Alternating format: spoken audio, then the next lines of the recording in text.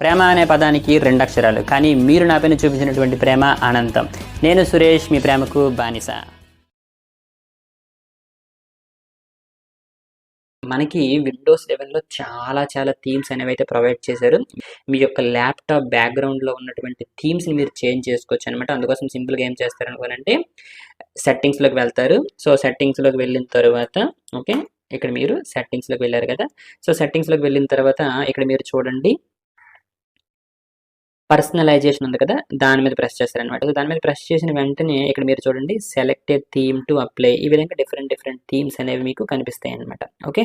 And అదే విధంగా ఇవన్నీ మీరు చెక్ చేయొచ్చు. ఓకే. ఇక్కడ మీరు చూడండి థీమ్స్ అనేటువంటి ఆప్షన్ అనేది ఉంది. సో, థీమ్స్‌లో మీరు చూసుకుంటే డిఫరెంట్ థీమ్స్ అనేవి మనకు కనిపిస్తాయన్నమాట. కరెంట్ థీమ్ ఏదైతే ఉందో అది. సో, కరెంట్ థీమ్ వచ్చేసి కస్టమ్ థీమ్. మీకది డిఫరెంట్‌గా ఉంటుంది. ఫర్ ఎగ్జాంపుల్ ఇప్పుడు దీని మీద ప్రెస్ చేశాననుకోండి. నాకు చూసారా ఆ యొక్క థీమ్ వచ్చింది. ఫర్ ఎగ్జాంపుల్ దీని మీద ప్రెస్ చేశారా? చూడండి బ్యాక్ సైడ్‌లో నాకు ఆ యొక్క థీమ్ అనేది కనిపిస్తుందన్నమాట. ఇక్కడ మీరు చెక్ చేయండి. ఆ యొక్క థీమ్ అనేది నాకు కనిపిస్తుందన్నమాట. సో, ఆ విధంగా డిఫరెంట్ థీమ్స్ అనేవి మీరు యూజ్ చేసుకోవచ్చు. అయితే మీకిక్కడ ప్రొవైడ్ చేసినటువంటి థీమ్స్ ఏవి నచ్చలేదనుకోండి. నచ్చకపోతే ఏం చేస్తారు? సింపుల్‌గా ఈ యొక్క బ్రౌజ్ థీమ్స్ ఉంది కదా! దాని మీద ప్రెస్ చేస్తాం. సో, ప్రెస్ చేసిన తరువాత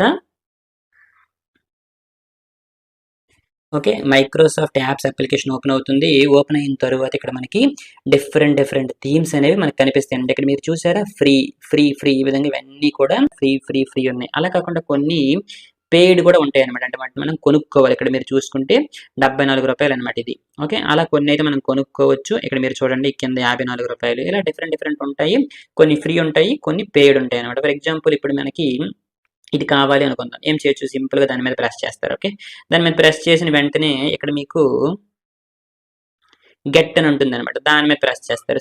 సో, దాని మీద ప్రెస్ చేసిన వెంటనే ఇది మీకు డౌన్‌లోడ్ అవుతుందన్నమాట. సో, డౌన్‌లోడ్ అయిన తరువాత ఆ యొక్క థీమ్‌ని మనం ఉపయోగించుకోవచ్చన్నమాట. ఓకే. ఇప్పుడైతే మనకిది డౌన్‌లోడ్ అవుతుంది. ఇక్కడ చూడండి డౌన్‌లోడింగ్ అని ఉంది కదా! సో, ఇది మొత్తం డౌన్‌లోడ్ అయిపోతుంది. సో, డౌన్‌లోడ్ అవ్వడానికి కొంచెం టైం పడుతుంది. ఓకే. సో, డౌన్‌లోడ్ అయిన వెంటనే ఓకే. ఇన్‌స్టాల్ అవుతుంది. ఓకే. ఇన్‌స్టాలింగ్ అని వచ్చింది కదా! సో, దాని తర్వాత ఓపెన్ అని వస్తుంది. దాని మీద ప్రెస్ చేస్తాము. ఓకే.